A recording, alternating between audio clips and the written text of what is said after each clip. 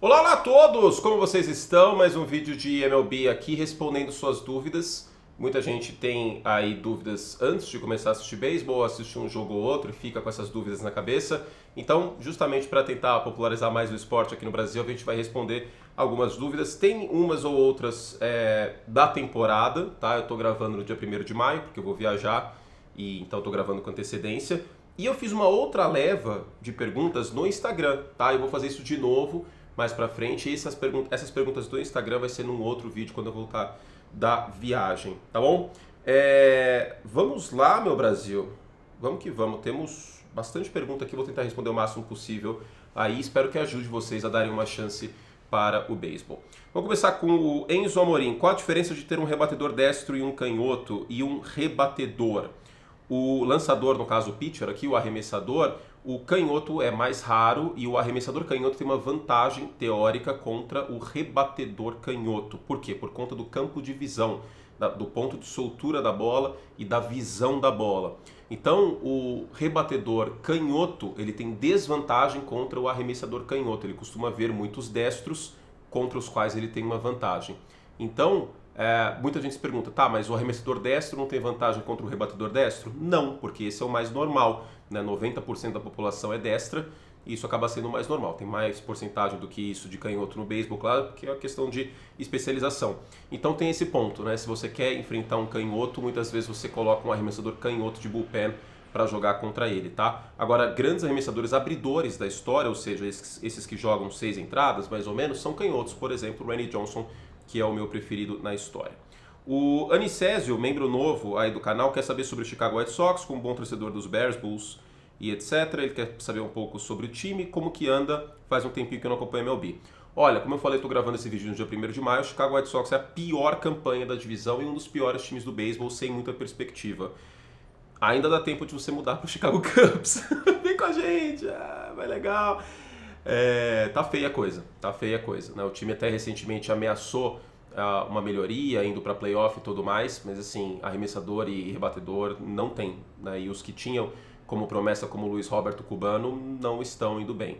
Então, cara, tá feio, tá? Discutivelmente a pior situação de um time de Chicago, isso diz muito, é o Chicago White Sox. O Rafael Corrêa pergunta como funciona o draft da MLB. Cara, são 200 milhões de rodadas e os prospectos não têm impacto imediato. Na melhor das hipóteses, o prospecto ele joga no time principal no ano seguinte. É raríssimo o cara ser draftado, mesmo que na primeira rodada, jogando pelo time que ele escolheu já no primeiro ano, tá? O draft acontece aí no meio do ano, então assim, raríssimo, raríssimo.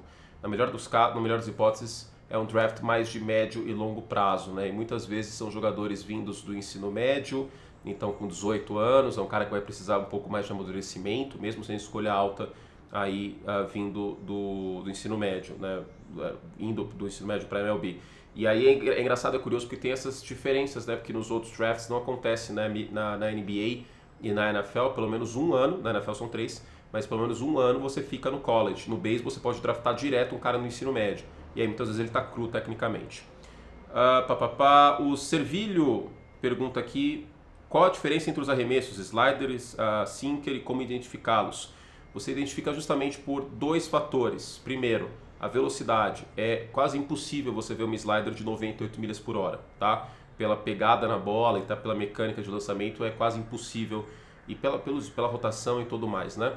A bola rápida de 4 costuras é a reta. É até chamada assim, inclusive, em países aí de idioma latino.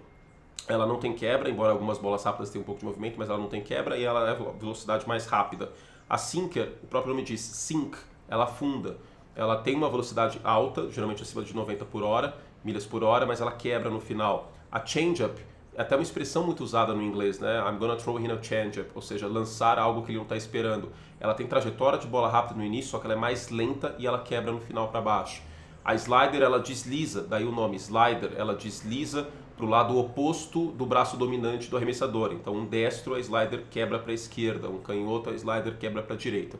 E a bola de curva, ela tem uma quebra geralmente na diagonal para baixo ou, como se fosse o relógio 12-6, uma quebra vertical. Tá? Esses são alguns dos principais arremessos, tem outros tantos, tem a splitter, tem aí a circle change, mas eu não vou entrar no mérito. Esses é o que você precisa saber. Principalmente velocidade e o efeito que a bola tem é o que explica. O Giovanni pergunta sobre os arremessos também. Quando está na transmissão não aparece o nome, fica difícil saber apenas pela velocidade. Como eu falei, vai muito da quebra. E nem todo slider é igual. Tem a sweeper, que é uma slider com quebra mais forte, por exemplo. Mas a velocidade já ajuda bastante você saber qual é o arremesso. Tá? Existem arremessadores com slider acima de 90, mas geralmente a slider, por exemplo, é abaixo de 90 e uma quebra ou na diagonal ou lateral. Né? Então, pela quebra você identifica. Mas é olho, cara. Tem que treinar o olho. E não tem como, tá? Isso aí, infelizmente, não adianta eu falar só. Você vai ter que assistir para ir pegando. E algumas transmissões aparecem até no placar qual foi o arremesso. Uma dica é você acompanhar com o aplicativo da MLB. Demora um pouquinho, mas aparece qual é o arremesso lá, tá? Então você pode acompanhar dessa forma, que ajuda bastante. O Igor pergunta como saber quando a rebatida é válida ou não. Cara, se a bola pinga dentro do campo, é uma rebatida válida. Se a bola passa pelo muro dentro das linhas, é um home run. Basicamente isso que você precisa saber, tá? Se a bola pega no ar sem pingar no chão, aí não é uma rebatida válida, o jogador está eliminado. Basicamente é isso. O Lucas Gonçalves, ele precisa de um Baseball 101, um beisebol para beginners. Cara, tem aqui no canal, usando o MLB The Show, eu posso fazer de novo, depois uma versão atualizada. Se vocês puderem mandar dúvidas antes de eu fazer esse vídeo, também seria muito bom. Mas digita na barra de busca do YouTube, tutorial MLB Anthony Curti, que vai aparecer esse vídeo aí que vai ter bastante coisa. E o Biratan Leal, comentarista na ESPN, meu colega e amigo lá na ESPN, também tem conteúdo sobre isso, tá? Outros perfis no X, etc, Twitter devem ter feito, mas eu não sei de cor aqui. Então, se alguém souber, coloca nos comentários, vamos se ajudar aí, que vai ser sempre bom. O Pam Pam pede para explicar um pouco do básico do jogo. É impossível responder isso numa pergunta só, mas eu vou fazer o possível. O Basílio, Y Basílio, pede para eu falar sobre as minor leagues, as categorias de base. No filme, o Jack Robinson sobe de um time associado para os Dodgers, para o time principal. Esse processo é comum ainda? Sim, é como funciona. Seria o equivalente ao Ferroviária ser um time associado ao Corinthians, e aí o Corinthians, sei lá, sobe um menino da categoria de base de 16 anos, e para ele ganhar cancha, para ele ganhar tempo de jogo, ele vai para a Ferroviária, só que quem paga o salário dele é o Corinthians, e quando precisar ele volta pro Corinthians, ou às vezes, sei lá, o Yuri Alberto se machuca, você quer dar ritmo de jogo para ele, você manda ele pra Ferroviária. Isso acontece um pouco na Premier League, inclusive, né? Tem muito time da Premier League que tem prospectos, jogadores jovens, e emprestam esses jogadores para times da Championship, para eles ganharem tempo. A Championship seria o equivalente a AAA.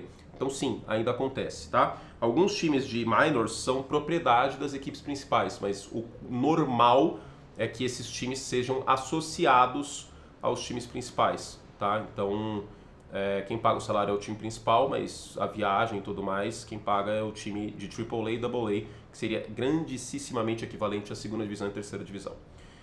Mas não tem rebaixamento e tudo mais, né? Óbvio.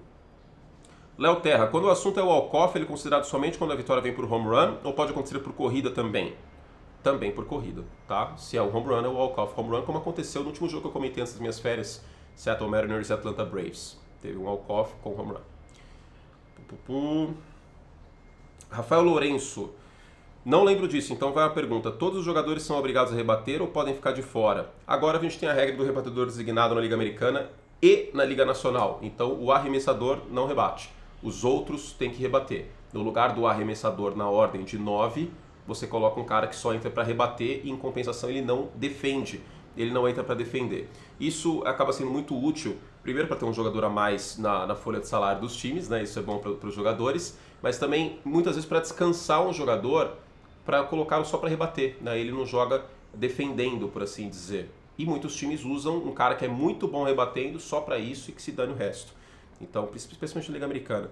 Mas existe essa regra do rebatedor designado, certo? Que me inspirou a ter o Mahomes designado, que eu já falei, quando um time está com um quarterback muito ruim, uma vez por temporada, o Patrick Mahomes, quem paga o salário dele é a NFL, e você pode usar o Mahomes designado com antecedência, e aí o Mahomes joga por esse time só naquela partida.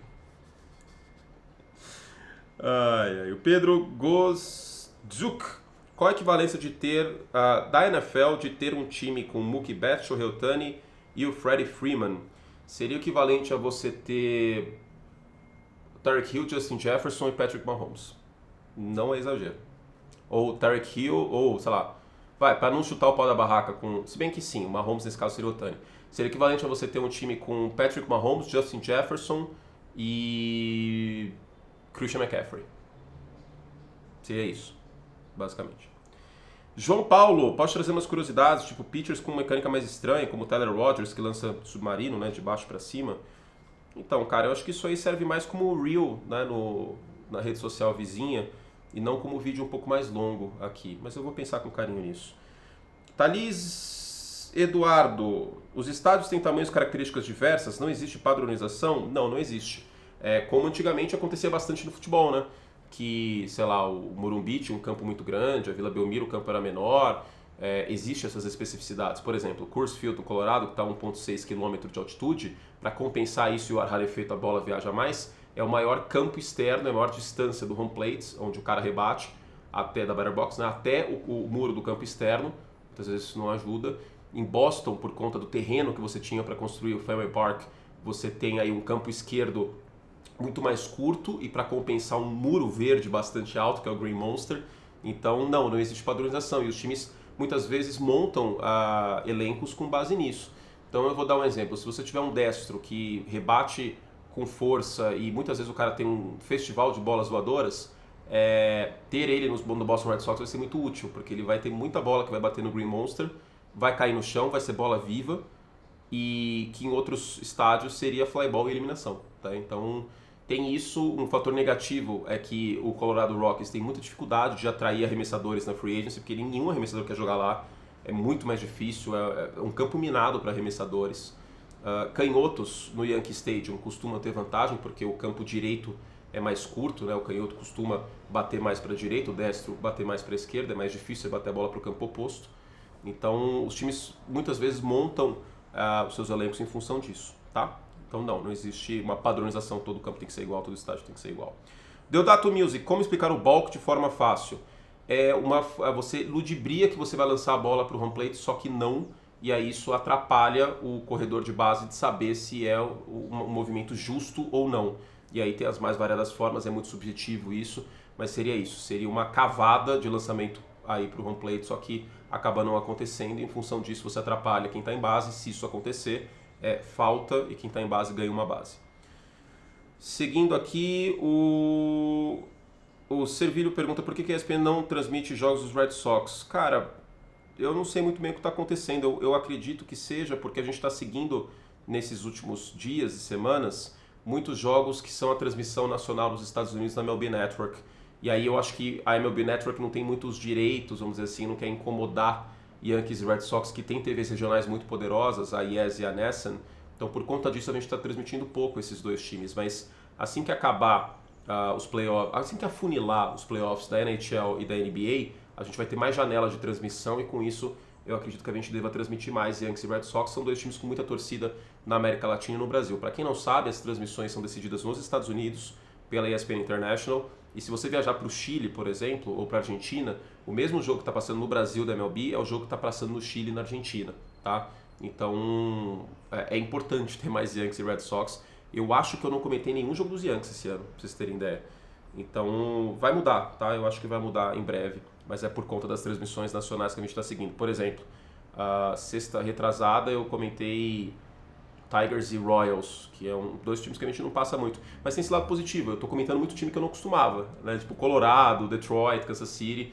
Eu tô gostando por conta disso, mas eu entendo que o torcedor esteja um pouco chateado por conta disso. O Samuel pergunta por que o beisebol é tão popular nos Estados Unidos e no Japão. Estou começando a acompanhar agora. Quais outros países ele se destaca? A influência de bases americanas foi muito importante. Isso aconteceu em certa medida, embora bem menos, com o futebol americano o que antes era a Alemanha Ocidental, e continua sendo a Alemanha Ocidental, né, porque é o oeste da Alemanha. Mas antes de ter os jogos em Londres, o país com mais popularidade do futebol americano era justamente a parte que correspondia à Alemanha Ocidental, por conta da presença de bases americanas. E no Japão é um pouco isso também, né? Principalmente no pós-guerra. Mas até um pouco antes o beisebol já tinha certa popularidade nos Estados Unidos, mas no pós-guerra, pós-segunda guerra, isso aumenta bastante. No Caribe é a mesma coisa, tá? A presença americana, a órbita de influência americana acaba explicando muito, né? Não à toa, por exemplo, Porto Rico não é um estado dos Estados Unidos, mas é um celeiro de jogadores há muito tempo. Aí do beisebol, República Dominicana, a mesma coisa, Venezuela e Colômbia, que são países caribenhos, né? A Colômbia tem o Mar do Caribe nas suas praias, Venezuela idem. e outros tantos países, né? Mesmo o Panamá, por exemplo, até pela influência do canal e tudo mais, acaba sendo, Bahamas até, né? Tem o Jet Chisholm, né? Tem o Jet Chisholm, então é isso, é por conta da influência da órbita americana, que não foi tão forte nesse aspecto no Brasil e na Argentina. Pouca gente sabe, mas o futebol é muito popular no Brasil por conta da influência inglesa no início do século XX e final do século XIX. O Brasil era uma grande esfera de influência francesa e inglesa, tá? Então isso foi um fator muito grande também para o futebol ter sido popularizado no Brasil nessa época, tá? Boa pergunta, obrigado por perguntar. O Mikael pergunta: o que é necessário saber para assistir o beisebol para quem está começando a assistir, né? Mikael, o que você precisa saber é que os caras precisam colocar a bola em jogo, 3 para trás passa o taco, ou seja, 3 eliminados o outro time vai rebater, são 9 turnos, cada time rebate com 3 eliminações para gastar no topo do turno e na parte baixa, o turno é a entrada, o topo é o time visitante, a parte baixa é o time da casa, e... Bom, basicamente o que você precisa saber é isso e anota a corrida quando você volta para o lugar que você rebateu, que é o home plate. E aí isso pode ir por partes, como se fosse um jogo de tabuleiro. O que você precisa saber é isso, e o home run é quando a bola passa por cima do muro, e aí todo mundo que está em base anota ponto, que é a corrida no beisebol. Jean Raul, por que vejo vídeos de rebatedores sendo expulsos por desenharem uma linha no chão? Cara, eu acredito que seja que eles brigaram com... Eu não entendi muito bem, mas estou tentando entender aqui. Seria porque talvez eles brigaram com o juiz de que o bastão não passou do home plate e por isso não foi strikeout, ele segurou o swing, porque se o bastão passa da base, que é o home plate, significa que você girou o bastão. E aí se você girou o bastão e não fez contato, é um strike. Você tem 2 strikes e um strikeout. Imagino que seja por isso. Marcelo Neves, vejo que tem muitos jogos à tarde e tem à noite também. Se existe diferença para os rebatedores e para os jogadores do outfield por conta do sol/iluminação? Sim, o sol muito forte. É por isso que o jogador de beisebol usa boné, tá, gente? Não é tendência de estilo, porque o boné ajuda você a tapar o sol, né? Muitos jogadores aí de campo externo usam óculos escuro, inclusive, também. Então, é isso, basicamente. E é uma questão de que o beisebol ele nasceu nos parques, né? Por isso que o estádio de beisebol ele não é chamado de arena ou de stadium, ele é chamado de ballpark, porque ele é como se, sei lá, em 1800 em Guaraná de Rolha começassem a jogar taco no Ibirapuera e o bagulho virou um esporte mais popular durante décadas. Então existia o costume do beisebol ser jogado de dia. Para vocês terem ideia, só começou a ter jogo dos Cubs de noite lá em Chicago no final dos anos 80. Até o final dos anos 80 não tinha refletor de luz, não tinha luz no Wrigley Field. Então existe muito costume de vários times ainda jogarem de dia, especialmente no domingo, né? E por fim, 2 perguntas. O Gabriel Honório: quando o jogador rebate para trás ou para fora do campo, quando eu sei se foi foul ball ou strike? Se ele fez contato com a bola, se ele fez contato e a bola escapuliu, não tem como ser strike, tá? Se você tem 2 bolas para trás, que eu estou fazendo a referência do taco, tá? Você que é fã hardcore do beisebol, não fica bravo comigo. Você pode ter infinitas foul balls, porque você está defendendo a zona de strike. Então, se a bola pingou fora daquela linha em V que faz em direção à terceira base e à primeira base, é foul ball, tá? Se a bola cai na torcida e etc. Existe, porém, um caso que a bola trisca no bastão e termina na luva do catcher, que é foul tip, e aí, abraço, tá? Mas isso é uma especificidade, que muitas vezes não dá nem pra ver direito, é mais pelo barulho. Mas o que você precisa saber é isso, tá? E por fim, o Luiz Eduardo: por que existe um salary cap se o mesmo não é tão respeitado? Entendo que a MLB é mais imprevisível do que as outras ligas, mas ainda assim não seria bom pro jogo um cap mais rígido? Não sei se seria bom, porque, cara, a maior parte das folhas... Dinheiro não necessariamente significa vitórias no beisebol. Uma coisa é na NBA que você monta um Big Tree e você vai estar pelo menos na semifinal de conferência. É impossível um time com um Big Tree não chegar razoavelmente longe no basquete, né? Raras exceções. Na MLB, como eu destaquei, é um time equivalente a ter o Mahomes, o Christian McCaffrey e o Tyreek Hill, ou o Justin Jefferson, e não dá para garantir que o Los Angeles Dodgers vai ganhar a Liga Nacional. Porque tem outros tantos elementos, outras tantas unidades. Tem o bullpen, tem a rotação, que sofreu com lesões no passado, etc. Então, no ano passado, Padres, Mets e Yankees estavam entre as 5 maiores folhas de pagamento e os 3 sequer foram para os playoffs. Então, eu não sei se até que ponto precisa de um salary cap, sendo que o Baltimore Orioles, por exemplo, tem uma folha muito baixa de pagamento e é um dos favoritos para a World Series. O Tampa Bay Rays chegou em World Series assim também. o beisebol esse aspecto é diferente, não sei se precisa de um teto rígido, né, por conta disso, tá bom? Gente, obrigado, espero que vocês tenham gostado, a gente volta com mais vídeos depois, peço desculpas a você que foi mais hardcore se alguns termos ficaram errados, né, quando eu falei, por exemplo, pontos em vez de corrida, que não pode, é corrida, a gente sabe, mas foi para tentar aí atrair o máximo possível de pessoas. E é isso, a gente volta com mais uma edição desse vídeo em breve, comigo respondendo as perguntas do Instagram que o pessoal fez. Se você não me segue ainda, segue lá, @AntonyCurti. Fizemos o que podíamos, um beijo carinhoso e até a próxima. Tchau!